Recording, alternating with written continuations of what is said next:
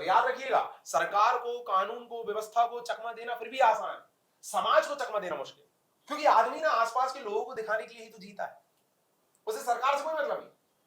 पड़ोस का आदमी टोक देता है ना तो उसको हर्ट होता है कि अरे यार इसने टोक दिया। तो गुड आफ्टरनून एवरीवन, मैं सुरभि। ठीक है, आज का मेरा जो एडिटोरियल का टॉपिक है वो था पृथ्वी को प्रदूषण से बचाने की चुनौतियां,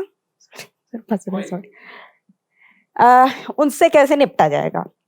तो वैश्विक स्तर पर इस पे जो जो कार्य हो रहे हैं या योजनाएं बन रही हैं, उसके ऊपर से जो चर्चा हुई है, जहां भी इसका सम्मेलन वगैरह हुआ है उस विषय में, उसके अंतर्गत ये चीज आई थी कि किस प्रकार से अभी पर्यावरण में प्रदूषण बढ़ रहा है। जैसे कि अभी एग्जाम्पल में हम ले सकते हैं दिल्ली को, कि अभी पराली वगैरह जलाने की वजह से और दीपावली के बाद से वहां का प्रदूषण इतना ज्यादा बढ़ गया है कि वहां की सरकार ने अभी बोला है कि महिलाएं, गर्भवती, वृद्ध और वो सब जो हैं वो सुबह और शाम की जो जॉगिंग वगैरह पे निकलते हैं वो निकलना बंद कर दें, क्योंकि इससे कैंसर बढ़ने के कारण हो सकते हैं।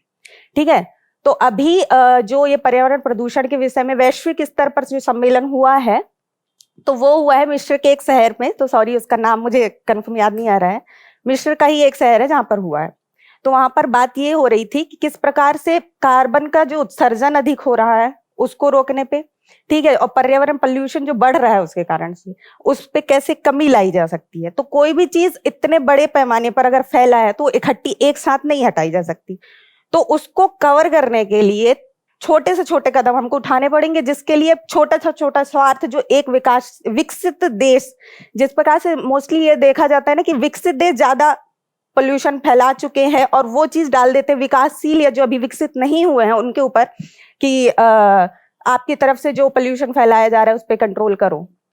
तो उनके ऊपर वो चीज भारी पड़ जाती है कि अभी हमने विकासशील है हम, और हमको वो चीज अभी करनी पड़ेगी, क्योंकि भले उसमें थोड़ा कंट्रोल करके करें, लेकिन आप जो ऑलरेडी फैला चुके हो, जो आप एक्चुअल जिम्मेदार हो फैलाने के, आप उस पर ज्यादा उस पर वर्क करो, क्योंकि हमारे ऊपर वो पूरा बर्डन आ जाएगा अगर हम अकेले करेंगे। तो वैश्विक स्तर पर इसी विषय पे चर्चा चली है, वो जो कि मिस्र पे हुआ है अभी। ठीक है, तो इसी पे लिया गया था अभी दिल्ली का, कि दिल्ली में जिस तरह से पोल्यूशन फैला है उसको कैसे रोका जाए। तो उनका कहना ये है कि कुछ जैसे हम लोग ईंधन वगैरह यूज करते हैं, गाड़ियां चला रहे हैं अभी, जिस हिसाब से प्रमोट हो रही हैं गाड़ियां एड में या जिस तरह से भी, तो उस चक्कर में जो यहाँ लोग हैं उनकी खरीद बिक्री ज्यादा हो रही है, ईंधन का इस्तेमाल ज्यादा हो रहा है उस वजह से, और उसी वजह से पोल्यूशन जो है वो बहुत ज्यादा फैल रहा है।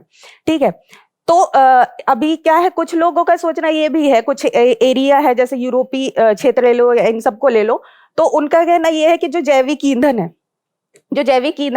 प्राकृतिक जो ईंधन है, वो कंपैरेटिवली थोड़ा कम पहुंचाती है नुकसान, तो उसका ज्यादा यूज किया जा सकता है उनके हिसाब से। ठीक है, लेकिन अगर उसका परसेंटेज निकाल के देखा जाए तो उसका यूज करने पे भी लगभग 27% जो 23 और 27% कार्बन का उत्सर्जन उनके साथ भी मतलब उनके कारण भी हो रहा है। तो उनका ये कहना है कि अगर इसे कम भी हो रहा है तो इसका यूज किया जा सकता है, लेकिन कई जो देश है उसका ऑपोजिट भी उठा रहे हैं उसके विरोध में, कि फैल तो उससे भी रहा है, ग्लोबल वार्मिंग के जिम्मेदार तो उसके कारण भी हो सकता है ना, जिम्मेदारी उनके कारण भी हो सकती है। तो उसको मतलब यूरोपीय जो देश है उनका कहना है कि उसको आप मान लो कि मतलब कर सकते हो उसका यूज, किसका, जैविक ईंधन का यूज। तो और जो विकासशील देश हैं वो विकसित देश है, उन्होंने जो कर दिया है पोल्यूशन उसका ठीकरा डाल रहे हैं जो विकासशील देश है उसके ऊपर। तो उनका कहना ये है कि अगर हम सीधे ही सारी चीजें बंद कर देंगे तो उसका बहुत ज्यादा प्रभाव हमारी अर्थव्यवस्था पे भी पड़ सकता है, क्योंकि हमारी सारी कंपनीज और वगैरह ये सब जो चीजें हैं उनकी वजह से चल रही है। ठीक है, तो उसमें उनका ये कहना है कि ठीक है, आप जो कर चुके हैं, ठीक है, उसमें आप थोड़े अपने स्वार्थ को कंट्रोल कर लो, ठीक है, अपना जो जितना ज्यादा आप बढ़ाना चाह रहे हो उस दायरे को थोड़ा कम कर लो। हम भी यही देखेंगे कि हमारे जो जरूरत उतनी नहीं पड़ रही है तो उस स्वार्थ को हम भी कम कर लेंगे, जहां जरूरत नहीं है उस चीज का हम ज्यादा यूज नहीं करेंगे। तो कोई भी चीज उसमें इन शॉर्ट ये लास्ट में सुझाव यही दिया गया था कि अगर आपको पोल्यूशन कम भी करना तो डायरेक्ट एक साथ नहीं किया जा सकता किसी भी कीमत पर। तो आप कोई भी चीज अपने लेवल पे, अपने क्षेत्रीय लेवल पे, हर देश को आ गया है कि अपने क्षेत्रीय लेवल पे जहां तक हो सके उसको कम करने की कोशिश करो और धीरे धीरे करने की कोशिश करो। और जो सरकार है उसके अच्छे वो मतलब उस चीज के लिए, पोल्यूशन को कंट्रोल करने के लिए एक अच्छी नीति का निर्माण करे और उस नीति में वो दूरदृष्टि रखे, ताकि जो हमारा भविष्य है वो सिक्योर हो जाए इस पोल्यूशन के लिए। ठीक है, तो बस यही था इतना, क्योंकि एडिटोरियल तो बहुत बड़ा है और मेरे पास टाइम बहुत कम है तो मैं पूरा नहीं बता पाऊंगी। ओके, तो ओवरऑल इस सबको यदि हम कंक्लूड करें तो सुरभि ने लास्ट में जो बातें कही कि भाई पोल्यूशन को हम किस तरह से कंट्रोल कर सकते हैं, तो इस सुझाव में आप एक चीज और ऐड कर सकते हो, और केवल पोल्यूशन को नहीं, दुनिया की जितनी भी समस्याएं हैं उन सबको कंट्रोल करने का एकमात्र तरीका है सामाजिक चेतना को सक्रिय करना। मैं आपको उदाहरण देता हूं, और मेरा आपको सजेशन है कि आप जब भी इस तरह की कोई बात बोलते हैं कि पर्यावरण को कैसे ठीक करें या कोई भी और दूसरी समस्या है उसको कैसे ठीक करें, तो उसमें आप एक पॉइंट ये भी बोलिए कि कहीं ना कहीं समाज को आगे आना पड़ेगा, सामाजिक चेतना या सामाजिक सक्रियता वहां सुनिश्चित करनी पड़ेगी। मैं उदाहरण देता हूं आपको, अभी कोरोना संकट आया और कोरोना में शुरू में सरकार की ये दिक्कत हुई कि हर एक को मास्क लगवाना पड़ रहा था, जो मास्क नहीं लगा रहा था उसको फाइन लगाया जा रहा था। बट आपने शायद नोटिस किया होगा कि एक समय बाद स्थिति ये बन गई थी कि यदि आप मास्क नहीं लगा रहे थे तो आपका पड़ोसी आदमी आपको टोक दे रहा था कि भाई मास्क लगा लो पहले, या मास्क लगाओ तब मुझसे बात करना, है ना। सेम हमने एग्जांपल दिया था स्वच्छ भारत अभियान का, कि शुरू में सरकार को दिक्कत आई कि जहां सरकार फाइन लगा देती थी, जुर्माना लगा देती थी आप कहीं यदि कचरा फेंक दो, कुछ समय बाद स्थिति ये बन गई कि आप यदि कहीं कचरा फेंक रहे थे तो आपका पड़ोसी, आपको देखने वाला आपको टोक दे रहा था कि कचरा मत करो, डस्टबिन में फेंको। ये आपने देखा, मतलब कहीं ना कहीं समाज सक्रिय हुआ, कहीं ना कहीं समाज ने उसको अपनी नैतिक जिम्मेदारी मान लिया कि जब भी इस तरह की कोई बात होगी हम एक दूसरे को टोक दें, क्योंकि सरकार कहां कहां आई। और याद रखिएगा, सरकार को, कानून को, व्यवस्था को चकमा देना फिर भी आसान है, समाज को चकमा देना मुश्किल, क्योंकि पुलिस वाले नहीं देख रहे हैं और मैं कुछ कर दूं, ये थोड़ा आसान है। बट आसपास कोई ना कोई तो देख रहा है ना, कभी पड़ोसी देख रहा है, कभी सामने कोई दुकान लगाया हुआ है वो देख रहा है, तो वो तो आपको टोक ही सकता है। और हमने कोरोना संकट में देखा, हमने स्वच्छ भारत अभियान के केस में देखा, और ये आएगा कैसे।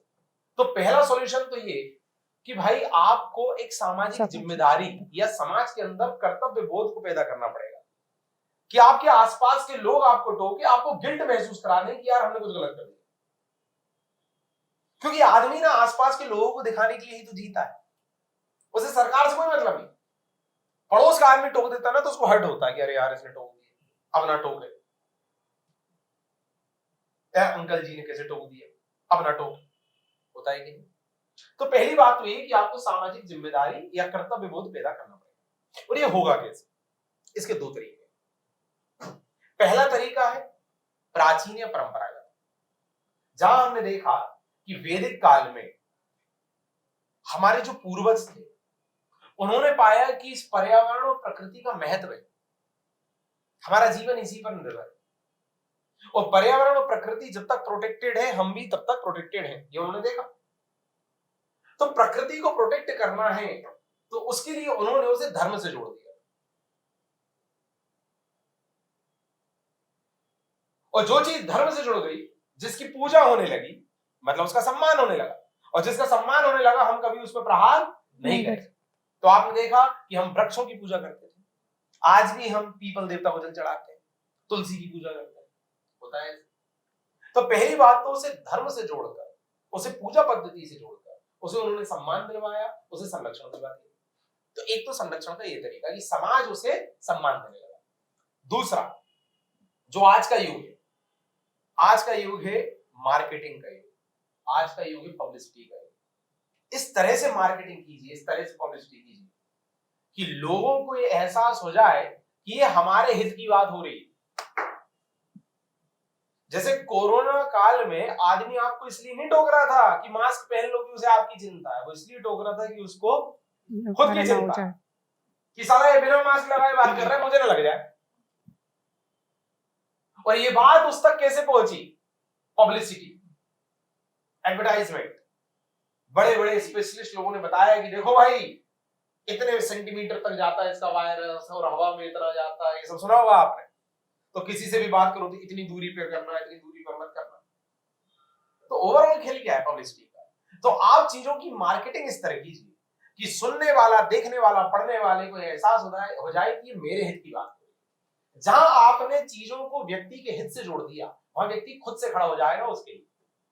और जो एक सरकारी नीति है वो बन जाएगी सामाजिक आंदोलन। हमें चीजों को क्या बनाना है? आंदोलन। स्वच्छ भारत अभियान को नरेंद्र मोदी ने क्या बना दिया? सामाजिक आंदोलन।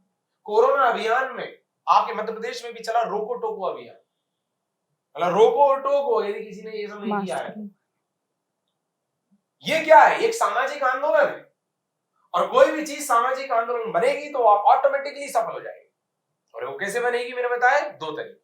या तो उसे धर्म, पूजा पद्धति, उपासना इस सबसे जोड़ो तो आदमी नियम अनुशासन मान के उसे करेगा। और या तो चूंकि आज आदमी धर्म से दूर होते जा रहा है, इतना उस पर टाइम नहीं, तो कम से कम मार्केटिंग और पब्लिसिटी के जरिए उसको एहसास दिला दो ये तेरे हित की बात हो रही है और अपने हित के लिए आदमी समाज में सुधार करेगा। ये 2 चीजें आप करो, इससे आएगी सामाजिक चेतना, सामाजिक सक्रियता। और बिना सामाजिक सक्रियता के आप किसी भी समस्या का निराकरण नहीं कर सकते। तो अब याद रखिएगा, चाहे प्रदूषण की बात हो, चाहे कोई भी बात हो, आप लास्ट में एक सुझाव देंगे कि हमें समाज को सक्रिय करना पड़ेगा। तो समाज को सक्रिय करने के कितने रास्ते हैं? 2, प्राचीन और परंपरागत, और दूसरा आज के युग में जो चल रहा है मार्केटिंग, पब्लिसिटी, इस सब के जरिए व्यक्ति को एहसास दिलाने की ये तेरी जरूरत है, किसी और की चिंता नहीं कर रहे हैं। क्या बात है? अच्छा प्रयास किया सभी।